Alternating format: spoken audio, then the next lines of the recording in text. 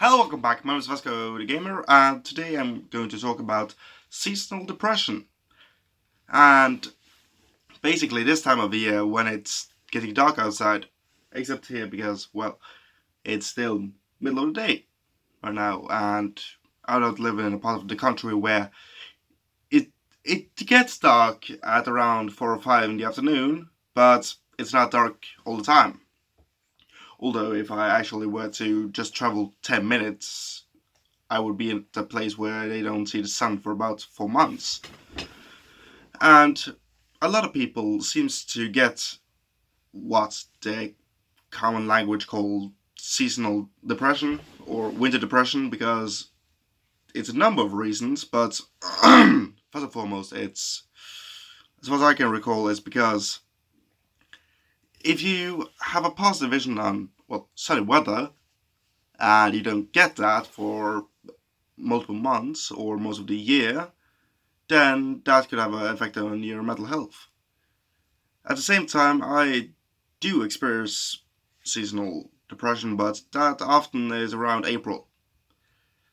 That is also why I had about a week and a half of a break there, because I have a birthday coming up in April, and at the same time,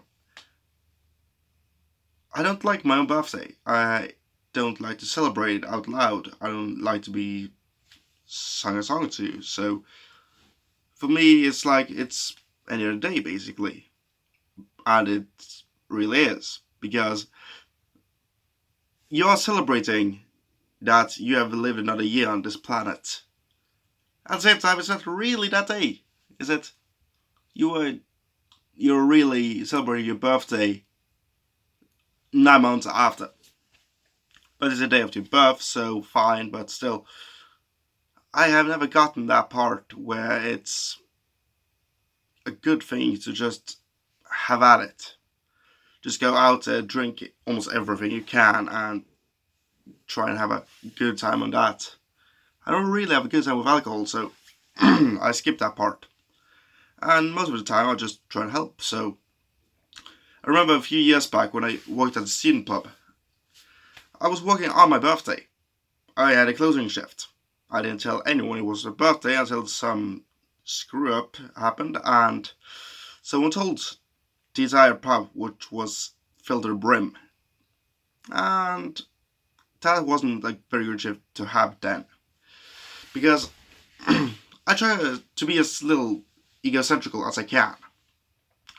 And so it's very easy for me to, if you focus the attention on me or the wrong kind of attention on me, I'm often like, what is going on? What? And I get very uncomfortable and I tick out, which I find very annoying. Sorry, my voice is a bit bad today, but that's how it is. It's a Sunday. I was at a student pub Christmas party yesterday, so that can explain a lot of things. And so, since we're approaching Christmas, a lot of people tend to get a bit down at this time of year, especially around New Year's as well, because one, during Christmas you often think of the loss of the ones you loved this year and previous years, because they're not there to celebrate with you anymore. I remember that I think it was just a few days before Christmas, that is now, oh god, how many years is it? It's now 9 years since my grandmother died. And that wasn't really a very good Christmas, just to put it mildly. She was old, but still, she went out peacefully, and that's the best you can hope for, really. But it wasn't really a Christmas worth celebrating. And a lot of people have that with close family as well, that if you lost a loved one, Christmas or any celebrations are never the same again. And I understand that. And I also understand that if you didn't have a good year, all those accumulated feelings and stress and everything just falls down at the same time. And that's why a lot of people get depressed around Christmas or at the very least New Year's. Because every New Year's Eve you think that from tomorrow on, this is my year. I'm finally going to do something good. And nothing happened. And often your vows get broken or something happens. Bad shit happens all the time, we know. And so it's rational, or it's rather logic, that some people get depressed because a lot of bad shit can happen this time of year, or up to this time of year as well. And I just want to say you're not alone in that. And if you are depressed, here is one thing I would advise you: tell someone bluntly, because that's how I work at the very least. And if I know that someone is depressed, don't drop a little hint here and there, because I don't pick up on that, and a lot of people don't. So just be forthcoming with it. Just come out with the truth. And I have now going through multiple diagnoses this year alone, and multiple. I have had basically 2 sessions every week with psychologists this year, which is a lot. And then we discovered that, oh, we knew you were, or you had a tendency for autism. We had no idea the severity of it, and we didn't know either that, oh, Asperger. Okay, that's new. ADHD tendencies, strong on the Tourette side, strong on the Asperger side. Oh, that's a diagnosis in itself also. Damn. And the mediocre days that I talked about a lot, really, is obviously, for a lot of you, it's a clear sign of depression. For my psychologist, it's like, we have to talk about that. And I want to, yeah. But there's the interesting part about if you have been bullied, just for instance. And it's a reason why I'm trying this in, because it's very easy to change after, or model yourself after someone else, just to stop being bullied. Because if you change, no one will bully you. And that is very healthy. No way in hell that's true. Just because you're getting bullied for being different for many reasons, that's still no ground, because bullying is wrong, and I will fight anyone who stand by a bully. Because bullying should never begin. I understand the logic behind a survival mechanism for the bullies, but still, no. Because the victims are severely damaged often for a long time. And when we're talking about depression here, and my depression is like, okay, I have strong tendencies, symptoms of it, fine. But here's the problem with my baggage. When I know that, okay, I have a tendency, or I have a diagnosis on it, it's very easy for me to model myself after others who have it, and in that case, just empower it a lot. So, like, when I was diagnosed with Asperger, it was very easy for me to, how to put it easy out there, to accelerate it, or just make that little bit a lot bigger. Because if you know that, if I validate something about you, and you think that it's a fact or a positive thing or anything, and you have been trying to either conceal it or just, okay, relax, don't show it, and then, oh, you're now allowed. Okay, let's go full out power here.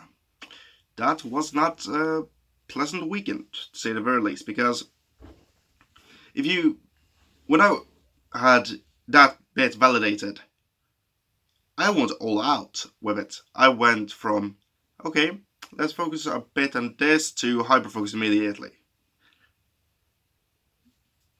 And that is not the greatest thing to know when you are diagnosed with depression. Because my depression has tiers, basically. You have good days, bad days, but none of those are really that bad.